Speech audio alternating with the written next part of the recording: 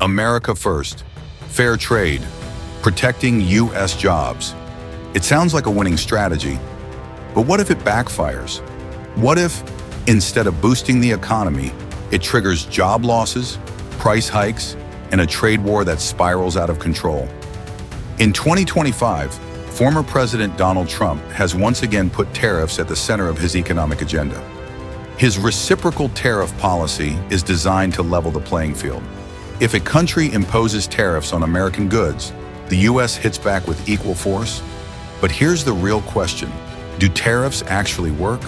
Or do they hurt American businesses and consumers more than they help? Tonight, we break down the economic battlefield, the winners, the losers, and the hidden dangers of Trump's trade war. The idea sounds simple.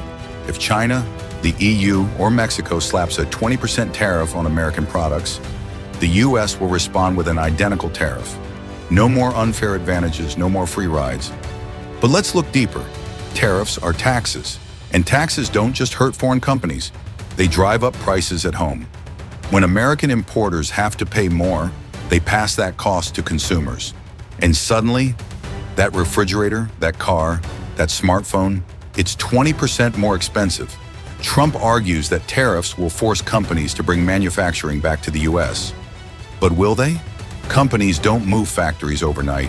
Instead, they look for other low-cost countries: Vietnam, India, Mexico. The jobs don't come back. The prices still go up. And the only real winner? Governments collecting the tariff revenue. Let's break it down by industry. Automobiles. The U.S. imports millions of cars and car parts every year. A reciprocal tariff on Japan or Germany? It means your next Ford, Tesla, or Chevy gets more expensive because those companies rely on foreign-made parts.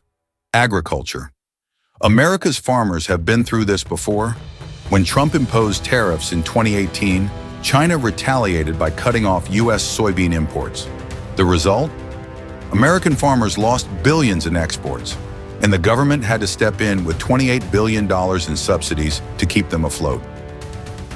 Technology. Silicon Valley thrives on global supply chains. If tariffs make it harder to import chips, screens, and batteries, U.S. tech companies could lose their competitive edge against China and South Korea. And let's not forget retail. Walmart, Target, Amazon. These companies rely on cheap imports to keep costs low. Tariffs mean higher prices for everyday goods, which means inflation, which means you, the consumer, pay more. Here's the biggest danger. What happens when the rest of the world fights back? In 2018, when the U.S. hit China with tariffs, Beijing retaliated with equal force. American farmers suffered. U.S. manufacturers faced higher costs, and the trade war slowed global economic growth. Now imagine that on a bigger scale. In 2025, China isn't the only player. The European Union, Canada, Mexico, South Korea, these countries won't sit back and accept American tariffs. Instead, they'll hit back. More tariffs on U.S. exports, more restrictions on American companies operating overseas. And suddenly, the very businesses Trump wants to protect, they're squeezed even harder. Trump's base loves the idea of tough trade policies. It plays well in the Rust Belt, where factory jobs have been disappearing for decades. But here's the gamble. Will voters tolerate higher prices for American-made goods?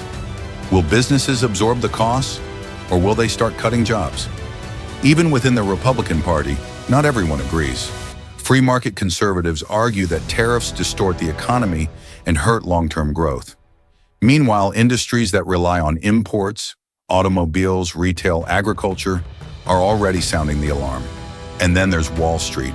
Markets hate uncertainty. A trade war means volatility, and volatility means investors pull back.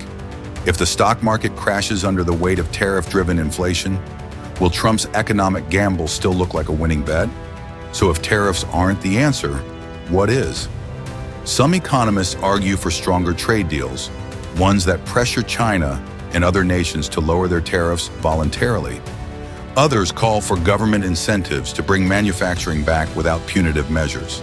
And then there's technology. Automation and robotics are already reshaping industry. Some experts argue that instead of fighting for low-wage factory jobs, America should focus on dominating high-tech manufacturing and AI-driven production. So where does this leave us? Reciprocal tariffs sound fair. They sound tough, but history shows they often do more harm than good. If Trump's trade war escalates, it could mean higher prices, fewer jobs, and a global economic slowdown. The question is, will America learn from the past or repeat the same mistakes? And what do you think? Are tariffs a necessary weapon or a dangerous gamble? Let us know in the comments below. Subscribe to Econ Atlas for in-depth analysis on global trade, economic policy, and the future of U.S. power. Because in a world of shifting alliances and economic battles, knowledge is your greatest weapon.